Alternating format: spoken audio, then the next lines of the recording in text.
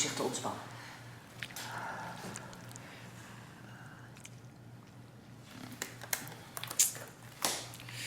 U heeft veel zittend werk? Ja, ik zit veel. Ik doe computerwerk. Ik voel zo niks bijzonders. Ik ga mevrouw Movilon voorschrijven, dan komt de boel een beetje los. Joël, check the master. Ook ik zie wel eens iets over het hoofd. Maakt u zich geen zorgen hoor, dat is in mijn carrière nog nooit gebeurd. Ja, mag ik me dan nu even aankleden? Heel even nog alstublieft. Oh, Doe ik u pijn? nee. Oh, ja, oh. Ik moet weg. Oh, stop. U moet zich echt even ontspannen. Oh, nee. Oh, nee, als u... Ik moet echt weg. Stop. Stop. Stop!